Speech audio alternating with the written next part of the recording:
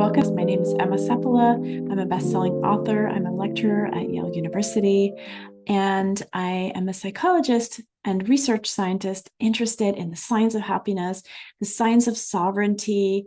And this podcast explores ways in which we can gain more personal sovereignty, meaning more inner freedom and the ability to live life on our own terms. This week, I'm the guest. My dear friend Ashley Bernardi, who is also an author, is going to be interviewing me on this topic of sovereignty that, we all want a little bit more of. And that's why I wrote my book, Sovereign, on this topic, sovereign. So today, I have the pleasure of being interviewed by Ashley. So thank you so much. Let's get started. Okay, we're live. Hello, everyone. I'm Ashley Bernardi, the CEO of NardiMedia, and I'm thrilled to be joined by my dear, dear friend, Dr. Emma Seppala, a psychologist, researcher, and best-selling author who holds dual appointments at Yale and Stanford. You might already know Emma from her first book, The Happiness Track, or from her work with the Yale School of Management and Stanford's Center for Compassion and Altruism Research.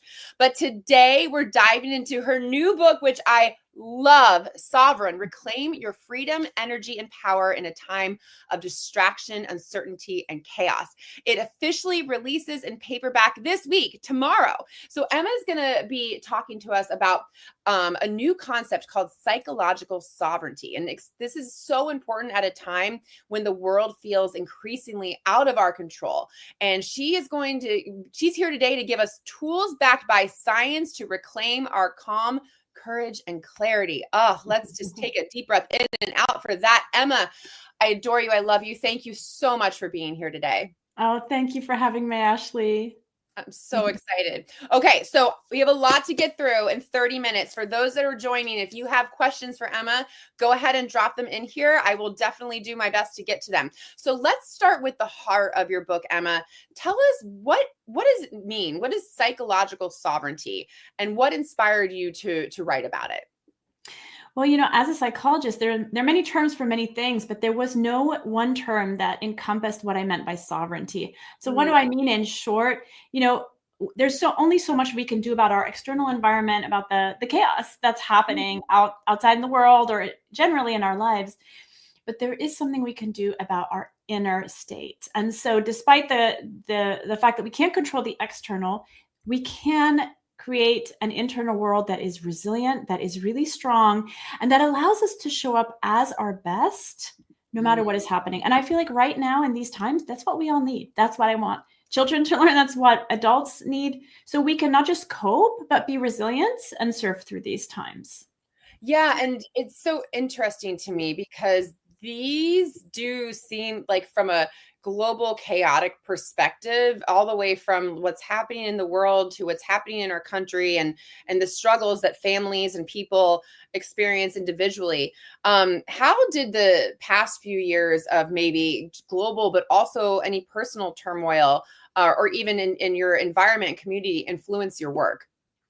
So, I teach executives at the Yale School of Management, and I have the good fortune of seeing cohort after cohort of really talented leaders come through. And it's so interesting to me because oftentimes, despite there being, external situational factors that can impact whether or not you succeed or ascend to greater leadership, there are also ways in which I observe that we stand in our own way without realizing it. And for example, whenever I ask a room of executives that I teach, I ask them, how many of you are self-critical? 90% of the room raises their hand, 90% of the room. Now, if you look at it from a psychological perspective, self-criticism is actually self-loathing. I know that's a really intense term, but it's what it is. And there's this idea, well, if I'm self-critical, that's what leads to self-improvement, right? And actually, that's not the case. When you look at the data, if you are hard on yourself, you're more likely to have anxiety, depression, burnout. You're less resilient in the face of challenges. You're less likely to bounce back from difficulties. And yet, this is sort of what the program that everyone is running. Maybe we learned it from our society, from our culture, whatever. The fact is, most people do. But every now and then, when I ask this question, there's one, maybe two people who don't raise their hand, and inevitably they show up as the leaders in the room. They have this internal sovereignty. Now, some people might be thinking, well, self-criticism is important. Like, how do I know like what I need to work on, etc. I'm going to distinguish self-criticism from self-awareness. Self-awareness is, oh, I need help with my statistics, or I need help with my public speaking. I either need to get coaching in that, or I need to have a partner who does that part with me, right?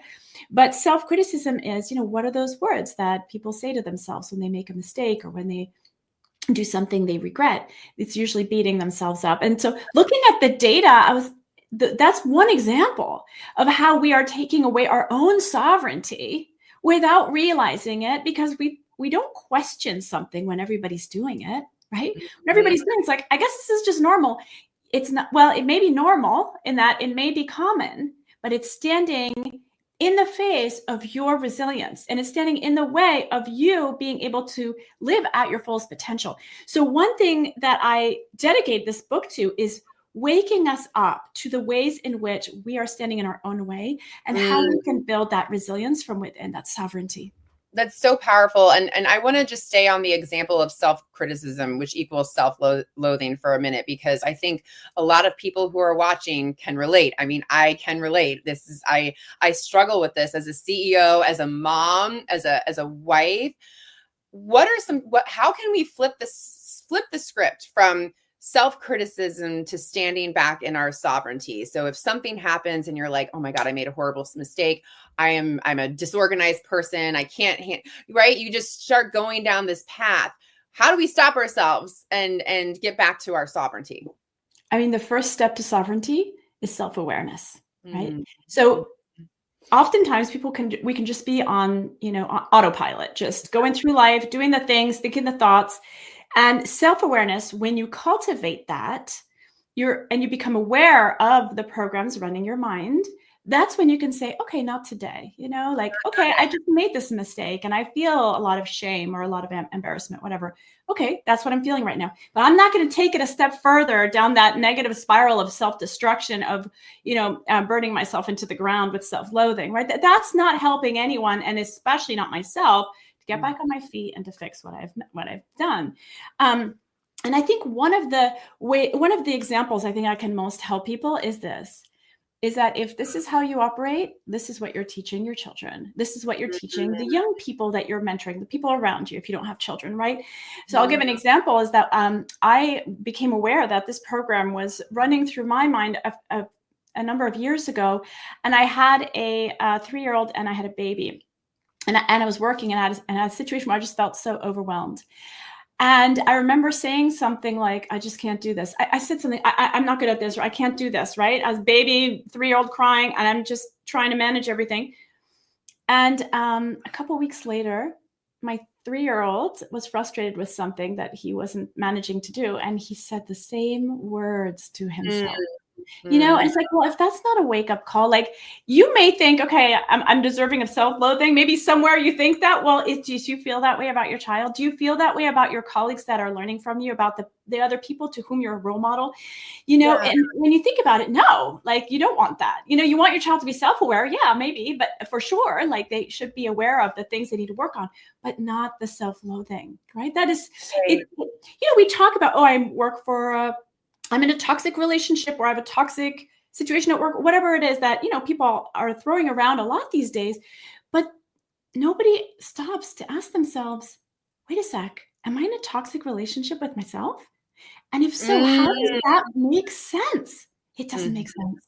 I always quote Maya Angelou, who said, I learned a long time ago that the wisest thing I can do is to be on my own side. That is right. It's like being your best and greatest cheerleader. And it also makes me think about, like, would you say that to a friend? Would you say that to a loved one? And the answer is often no. But why are we conditioned to just be critical this way? Or is it our brain trying to protect us? It's unclear where this is coming from. Sometimes I think, oh, maybe this is when we were, under the kings and queens and they had to keep us suppressed and we just carried it through, who knows? And in a sense, it doesn't matter where it came from, but the fact is it's rampant. And I teach executives from all over the world, and it doesn't matter what culture you're from. This is something that's going on for many people. I don't want to say everyone, but for many people. But again, those people that show up the most sovereign in the rooms where I teach are the ones who are like, that's not my problem. That actually is not an issue. And I'm like, I can tell, because you're showing up with so much power, actually. And there's another quote by Audre Lorde, who is self-described gay Black woman in a straight white man's world. She was an activist, a poet, a writer. And she has a beautiful quote. It goes like this: self-care is not self-indulgence. It's an act of political warfare. Ooh. Which is really powerful. And in the sense of, it's like this: how are you going to show up on the battlefield of your life? Are you going to show up limping because you kicked your way there? Are you showing up in brand spanking new armor because you loved your way there, because you were on your own side, right? It's the only thing that makes sense. So that's what sovereignty is like, waking up to the, oh, wait a sec, like, why have I been doing this always? Why are we doing this? Questioning. I'm always inviting people to question. Even in the executive education classrooms, I'm just like, question the programs that are running in your mind, question the way you are doing things, how you're behaving, how you're relating to other people. Is it serving you? And if it's not, reclaim your sovereignty. So powerful. Is it serving you? For those that are watching right now, is it serving you? We have a question from someone, Carlin, my friend Carlin. She said, this topic is so important. Why are we so hard on yourselves? I know you addressed that a little bit. And then a follow-up question, which I think is really interesting. Are men as toxic to themselves as women? So usually both men and women will raise their hand about being self-critical. But an interesting thing is that we run a class called Reflective Best Self exercise, where you actually ask people to send you feedback, but not critical feedback. It's feedback on when you've shown up as your best self. So that's one of the courses that I teach and that I love teaching. And the difference here is, oftentimes women will feel really, really awkward asking for this feedback and even receiving it. They like it, but it can be very moving and emotional and almost feel like it's not okay a little bit. And men don't have that same issue. Like they're okay reading that feedback. So in a sense, they have they are more accepting and willing to take on the positive feedback, which is a strength, you know. And I feel like women need to be more open to that too. Like, yes, these are your strengths. Take them in, absorb them, digest them, and know them, you know. And and I think we also there's data on this, you know. So for us all, why is it not okay for us all to really truly know what our strengths are? In fact, one executive that was in my classes, I remember she was one of the ones who said she does not ascribe to being self-critical. And she said, and she really stood out as a leader in the room just through her presence. And she said, I don't work in places where I'm not celebrated. Wow. Yeah, that was very powerful and inspiring for everyone. I don't work in places where I'm not celebrated. I mean, that is, I'm going to remember that one. That's incredible. Okay. I'm super excited about this next question, Emma, and you and I have talked a lot about intuition. You write about intuition, and you even share how in the book in Sovereign, how the military is studying it. Why do you think why do we undervalue intuition in our decision-making, and how can we strengthen it? You know, we all have intuition, whether we know it or not. I mean, I start the chapter with a story of one of our mutual friends, Kushal, who wrote On a Wing and a Prayer. He was in one of the Twin Towers during 9/11. Yep. And he had just entered the foyer, and the guards said, everyone stay inside. And I think he was in the second tower, and it had just been hit. And in that moment, the orders were given to stay inside, and something told him to run. And he ran, and he saved his life by a hair. By a hair. Intuition, instinct. You know, animals have it. We have it too. For example, if ever you've had a situation where you just don't feel comfortable around someone and you don't know why, you can't explain it. Well, research shows that we are sometimes pick up on physiological cues that we're not aware in our brain. Our brain is so slow compared to our physiology. but we're picking up something. For example, colleagues of mine ran a study where they had two people interact, and one person was hiding their anger. So they were feeling angry and they were suppressing it. And then they were interacting with another person.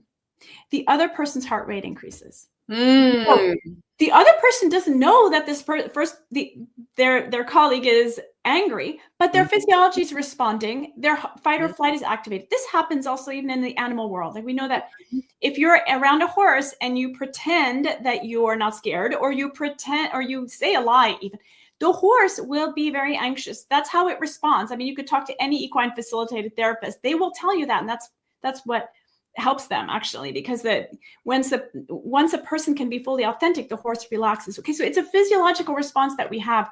It's a red flag that goes off when something's off, and it's a cognitive function that may not be our rational, logical cognitive function, but it's another form of perception. And a friend, Joseph Michaels, is a neuroscientist, former colleague at Stanford. He did research on decision-making. And he found that when situations are complex, you make a better decision when you go with your gut feeling, as opposed to trying to think it through forever, right? When a situation is, simple to make a decision, like your car's broken, you need to get it fixed or get a new car. That's a simple decision. But a complicated one would be like, okay, like I have a new job in another city. Do I move my family and schools? What about my spouse, et cetera, et cetera? That's a more complex, and that's where you go with your gut. He finds that the decision-making is better. So there's so much research, and the military has indeed been studying this for decades. And in fact, there was a movie that made fun of this called Men Who Stare at Goats. But the fact of the matter is, they've got a new program that's researching this, because so many soldiers came back from Iraq and Afghanistan having shared these stories of how they saved their lives or others' lives by following their gut and going down this road rather than that road, and they couldn't explain it logically. So it's something that the military is wondering, is this a sense that we can cultivate and that we can use for maximum, human performance? This is so good, Emma. It does make me think like, oh my gosh, for any complex decisions, yes, go with your gut. Why have we suppressed our intuition? Like, why is it not, for me, it's just, why aren't we talking about it more? It should be front and center in our business, our personal, we talk about like, oh, my mom gut, and it's almost like intuition is seen as like a joke, but it should be taken so seriously, and because science backs it up. So why are we suppressing it? Well, the smartest people in our society don't suppress it. For example, I'll take Albert Einstein, right? He says, the rational mind is a faithful servant, and intuition is a divine gift. We've created a society where we've thrown away the gift and we honor the servant. And he came up with his, genius insights while playing Mozart. He would go and play Mozart, and that puts the brain into an alpha wave mode, which is when we're in that state that's not highly focused, like when you're on your computer, on your phone, or watching something, and it's not so lethargic you're about to pass out. It's an in-between wavelength, alpha waves, which neuroscientists have found that is when we're most likely to come up with our innovative insights, right? So think about it. When do you come up with your best ideas? It's probably not while you're sitting and sweating at your computer, right? When you take a walk. Never. It's when I'm like meandering around in nature, like not even,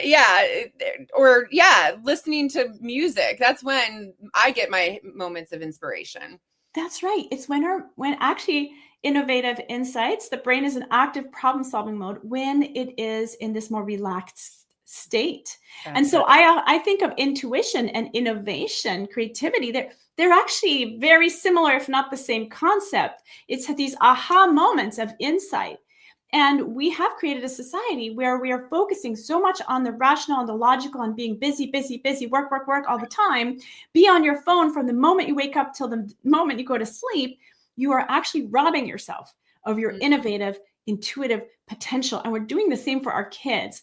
When we put them on screens all day, when they're constantly in this go, go, go mode.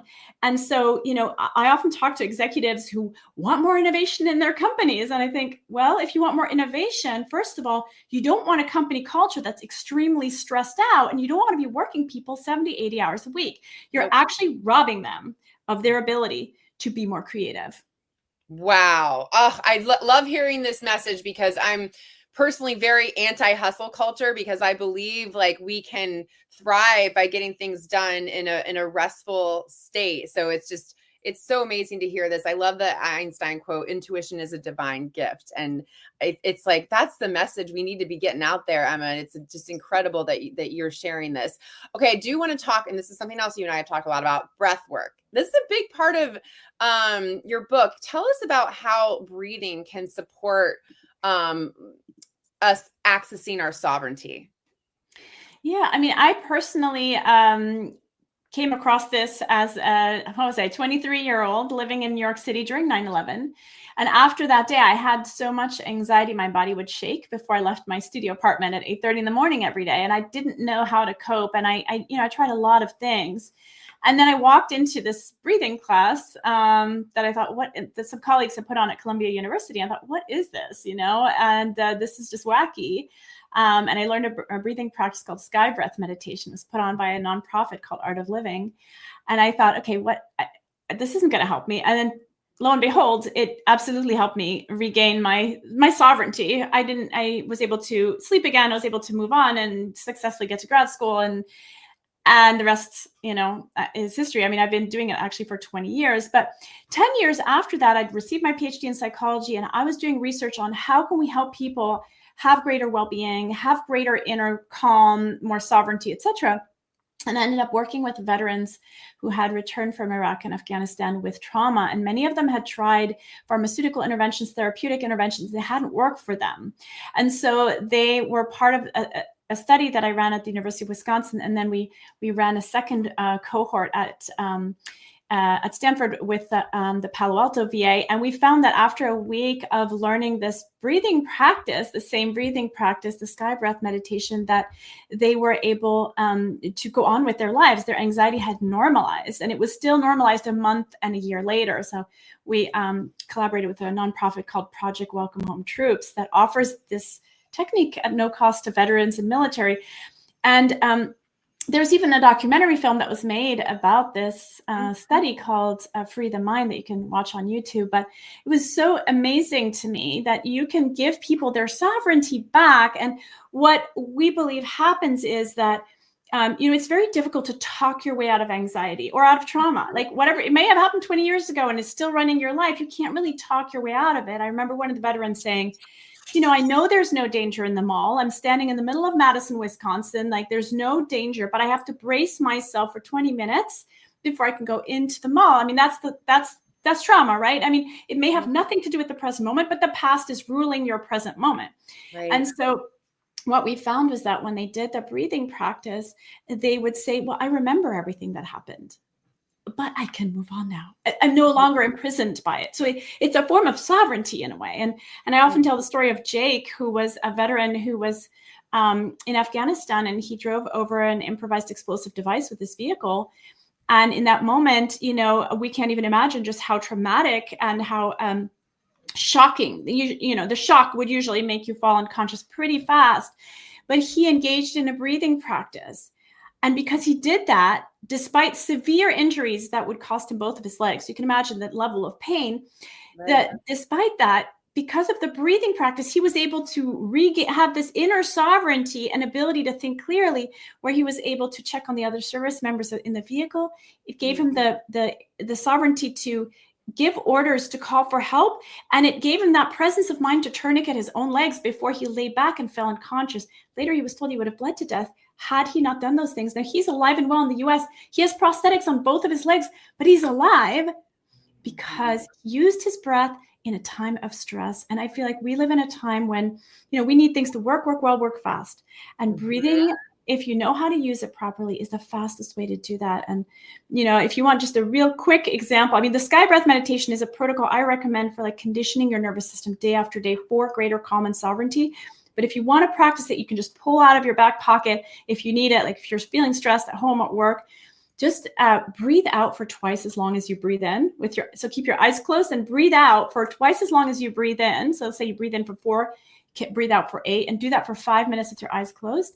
Guaranteed, you're going to tap into your parasympathetic nervous system. Your heart rate will slow down. And it's a great little tool just for for any time. It's so beautiful, Emma. And I feel like for folks that haven't tried breath work, I mean, you introduced me to Art of Living, and it's a practice I have loved. And it is really life-changing and life-affirming, especially from a calming the nervous system. And I'll never forget, for anyone out there who's like, but I can't even sit still for 30 seconds. That was me, like that. And I'm sure, Emma, at some point, like in your life when you were doing, it was me. I was like, there's no way because we're conditioned to just go, go, go, go, go. And now I find during the day, I take so many breaks just to breathe, just to get back to my breath. There's something so beautiful about it. And so natural. Like we forget to breathe. I sometimes when I'm like working and typing, I find that I'm holding my breath. And I think that that's something that we've been conditioned to do. So I think this is such a great, beautiful reminder to everyone. Like your breath it's here, it's free, and it is like a one-way access road to sovereignty. It is. Yeah, like those veterans, they got sovereignty over their lives. I mean, they were bunkered up in their basement, smoking pot and drinking. Their marriages were falling apart. They weren't able to complete school, or they were having issues at work. And it's like all of a sudden they could just get on with their life. That is sovereignty, and we all deserve it. My dream is for everyone and every kid in every school to learn these practices before they graduate. Like, why not, heal their childhood trauma if they have some, like have tools. Right now, there's been so much talk over the last couple of years about mental health at work. Well, it's like, yes, because we don't give tools to kids on campuses. We don't give tools to kids in school. So of course they end up in the workplace. And then there's this crisis in the workplace. So we need to be teaching these tools to people. That's absolutely right. Earlier. Yeah. Yes, I totally, and I would say even like high schoolers and elementary, like if they were taught that from the beginning, breath work and intuition. The next thing I wanted to ask you was also about emotional regulation. We don't learn how to deal with our emotions. Like, no, there's no playbook for how to deal with it. And I'm wondering,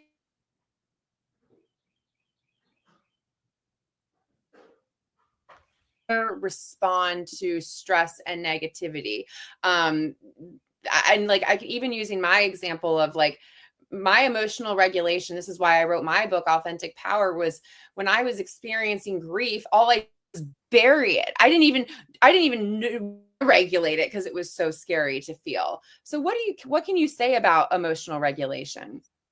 Well, it's really interesting because, no matter how educated someone is, how many MDs and PhDs or, skills they have, or how high of a level they are in an organization, chances are they have as much formal education about what to do with their negative emotions as a 5-year-old, which is none. Actually, 5-year-olds these days probably have more education, right, about it. Yeah, they're more intuitive. Yeah, and they get, in schools, there's more of an awareness of that. But here we are navigating our lives, having learned all these things, but not learned the basic skills of how to handle our emotions. So whenever I teach executives this course on emotional intelligence, I ask, so what have you learned? What's like the basic thing you learned to do when you have big, bad, negative emotions? And it doesn't matter where people are from around the world, the answer is always the same: suppress them. And then I always ask, well, okay, so how's that working out for you? And people are like, it's not, And I was actually in a lab that studied this in graduate school, and it was fascinating because research shows when you suppress your emotion, it actually makes the emotion stronger, and your fight or flight response increases. So for example, say anger already runs your nervous system amok, right? But when you're suppressing it, it gets even more intensified. Your heart rate goes up, inflammation goes up, etc. And so the question is, well, what should we do instead, right? I mean, because that's something that having a full-on outburst isn't gonna lead to good results either most of the time, right? So, and that's where two things come into play. I mean, one is this ability to calm yourself down with breath work, like Jake did, so that he could handle his extremely traumatic, scary moment with grace. So how can we do that? And that breathing is really essential. And the other aspect is self-awareness. And self-awareness is that ability to, rather than being swept away by your anger or your fear, being able to take a step back and be able to observe it. Now, how do you get that, right? Because that sounds good in theory, but how do you do that? That is where every cohort I teach, I always recommend a meditation practice. And meditation doesn't have to be something religious or something, whatever. It is a very powerful technique that neuroscience shows increases your ability to regulate your emotions, increases your emotional intelligence, increases your self-control, increases your self-awareness, increases your creativity and innovative potential, of course, because of what we talked about earlier, puts your mind in that meditative space, benefits your relationships, it benefits your immune system. So what I always say is, you know what? It doesn't matter what the science says. You are your scientist in your own lab, which is your own body and mind. Oof. So what's the difference between a scientist that does the experiment and that doesn't? Well, the one who does the experiment is going to see whether there's, whether there's possibility in this. And what I always recommend is take 40 days because you might be sitting on a gold mine. And don't you want to dig just for 40 days and see? And so I always recommend, use an app. Like my favorite app is Sattva, SATTVA. I use it every single day, and it's just plug and play. And, when people are like, well, I don't have time, I have 2 kids, I work several jobs, I get up at 5:30, I don't have time. But you know what? It is such an investment, and it makes the rest of the day so much better. I'm so much more self-aware. I'm so much more calm. I'm so much more productive without the stress. And it's a really, really precious tool. And I always think we live in such a fast-paced time. It's extreme in terms of the pace, but also the stimulation we're taking in every day, over 60,000 gigabytes through all of our media, that we have to do something just as extreme to balance it. And sitting and closing your eyes and doing nothing is extreme, but that's how you're going to balance it. And, for those people who think, well, I don't have time, I always think, okay, how much time do you spend wasting or doing things that don't really nurture you? Maybe you sit and just like space out in front of a show for like 2 hours at night. Well, can you take 20 minutes and meditate instead? That's what I'm suggesting, because it may just be the key to your sovereignty. That's right. I love it. And I will say that's my personal healing journey. Meditation was stop for me. And like I said earlier, at first I got through 30 seconds, and now I could go, if I needed or wanted to, I could go for hours. And it does every single time, even though like sometimes you're like, oh, I don't want to do it, but I'm going to do it. Afterwards, I'm always like, oh, I feel so much back in my power. And yes, you can always make time for it. And, scrolling social media, just try with 1 minute. I use Sattva and Insight Timer. They literally have 1 minute meditations on Insight Timer. Like if you're like, I don't know where to start, like go for 1 minute. It's amazing. And Spotify, like you can get them anywhere, YouTube. And I love that this is such a huge part, and it makes sense of reclaiming your sovereignty. So Emma, you've been so generous with your time. I'm curious, what is your hope for readers to just take away from Sovereign, from your book, not just intellectually, but also emotionally too, after reading it? Well, I can tell you what people have said. I mean, the other day I saw a former administrator who was at our school before, and I had given her a book as a parting gift. And she walked up to me and she was just beaming. And she was visiting, the area again. And I said, wow, like you look amazing. And she said, I read your book and it changed me. And I've received a lot of feedback from people they say, I just finished your book, so I'm starting it again.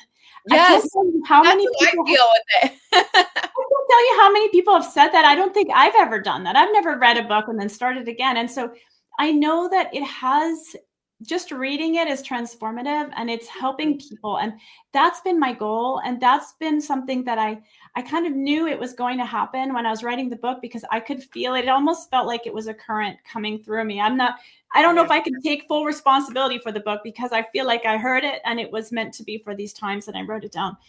And so that's my hope. I do believe even just reading it or listening to it on Audible, I actually recorded it myself the way that I felt the impulse when I was writing it, so I could put the accent on the words exactly like I wanted. So that's my goal. And I do have a course that I am now offering, because there was so much interest in diving deeper. So I actually have one starting in a couple days called The Science of Sovereignty. And people can find out. If you want to find out about it, you can go to iamsov.com, iamsov.com. But yeah, people were asking for more. And so I created this course to just dive deeper, because it's a life-changing topic. Yes, it Yeah. certainly is. Okay, so everyone can go to imsov.com where you can find where you can get Emma's incredible book. I am reading it again. So this is like of course it makes complete sense because it's just something that you can continue to go back to. The paperback launches tomorrow. It's also available in audiobook, and Emma has a course on the science of sovereignty launching in a couple of days. You said, right? Yeah. Amazing. Oh my gosh. Okay, Emma, this has been incredible. We could go for hours more. But I just want to say thank you so much for your time. I am so grateful to you. And thank you for everyone for watching. Go check out Sovereign. It is life-changing, life-affirming. And I cannot recommend this enough. So thank you, Emma. And thank you everyone for watching today. Thank you, dear Ashley. I really appreciate it. Thank you. All right. Bye, everyone. Bye.